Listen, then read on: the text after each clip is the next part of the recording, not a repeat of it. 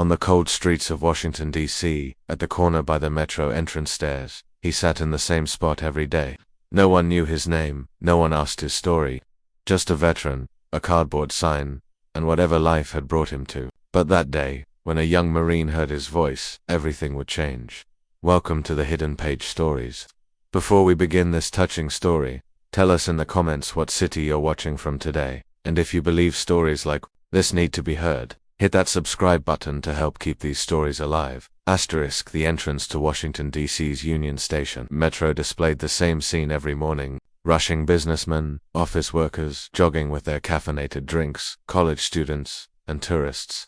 Everyone was trying to get somewhere. Everyone had a purpose. On the right side of the stairs, against the wall, he sat in the same place every day. Robert Hayes, 58 years old, with a gray beard and tired eyes.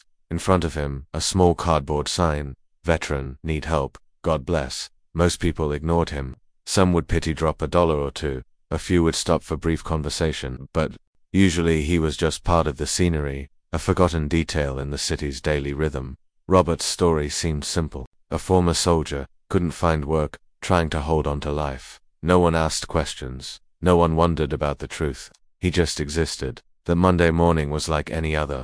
Cold February air, people rushing, Robert sitting quietly in his corner. During morning hours, metro traffic was heavy footsteps, conversations, train sounds all blending together. Around 8:30, a young Marine descended into the metro station. Lance Corporal Mike Miller, 24 years old, with his clean uniform and upright posture, was a typical active-duty soldier. He was heading to his office at the Pentagon, climbing the stairs as part of his routine. Robert saw him but said nothing. Just watched. Mike was hurrying up the stairs, busy with his phone, not looking around.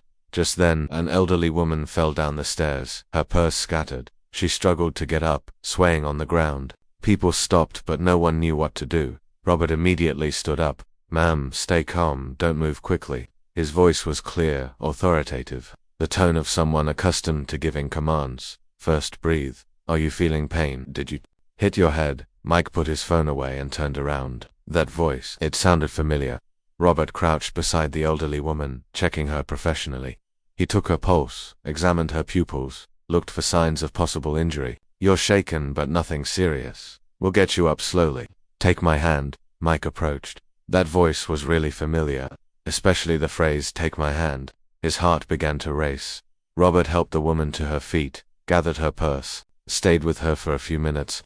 The woman was fine, thanked him, and went on her way. Mike approached Robert at that moment. "Excuse me, sir," he said carefully. "Your voice sounds very familiar." Robert looked at him. For the first time, someone had truly seen him. "Where did you serve?" Mike asked. "Various places," Robert said briefly. "Were you in Afghanistan?" "Around 2019 to 2020, Robert's expression changed. "Yes." Mike's heart was pounding. "Forward Operating Base, Chapman, Coast Province." "Yes." "Sergeant Hayes. Are you Sergeant Robert Hayes?" There was a long silence. The noise of the metro station seemed to fade away. "I used to be," Robert said. Mike's eyes filled with tears. "Sergeant, do you remember me? Lance Corporal Miller, 3rd Platoon. You saved me." Robert looked at him more carefully. His face slowly brightened. "Mike Miller, from Michigan. The kid whose mother was a nurse." "Yes, sir, yes. That's me." They looked at each other. That night, 20 years ago, what happened at Chapman Base came alive in both their eyes. "Sergeant," Mike said, his voice trembling, "I thought you had died. The reports ... There was nothing." Robert laughed, but it was a bitter laugh. "Sorry, I didn't die, son." No, sir. I mean, what happened? How did you end up here?" Robert took a deep breath. "Long story, but how are you? Is your family well?" "I'm fine, sir. I work at the Pentagon. I got married. But Sergeant ... you ... I'm alive." "Mike, that's enough." "It's not enough, sir. You saved me. That night, when the I'd exploded, when my leg was trapped under that incoming fire, you came back, you pulled me out, you covered me, you carried me to the hospital with your own blood." Robert said nothing. "Then you were listed as missing. I never found out what happened to you. I tried to search, but covert operations are like that, Mike. Traces get erased. But now here ... like this ... double quotes." Robert raised his hand. "Life sometimes opens different paths, son." Mike pulled out his phone. "Sergeant, please, give me a chance. Let me help you. I don't need help. You do, sir. We all do, and you gave me life. Now I owe you. Robert looked at him for a long time. You don't owe anyone anything, sir. Please, at least let's have coffee. Let's talk. There was a long silence. Around them, people were coming and going, no one aware of the moment these two men were sharing. Okay, Robert said finally. Coffee. Mike took him to a nearby cafe. They sat at a corner table, quiet. Robert hadn't had hot coffee in an enclosed space in years. Sergeant, tell me, what happened? Robert took a sip of his coffee. 6 months in military hospital, then PTSD diagnosis, then medication, then when medication didn't work, alcohol, then getting fired, then home, then street, your family, ex and daughter in Texas. We don't communicate. It's better for them if I'm dead. Mike leaned forward. Sergeant, that's not right.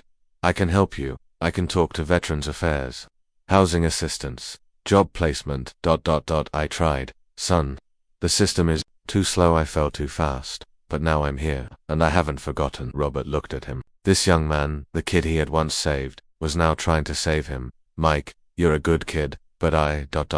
You're a hero, Sergeant, my hero, and heroes don't live on the street. That day Mike took Robert to the Veterans Administration office. He started the paperwork, arranged temporary housing, but more importantly, he gave him hope again. In the following weeks, Mike visited every day. Sometimes they'd have coffee, sometimes just talk. Slowly, Robert's story emerged. He had served 12 years in Afghanistan.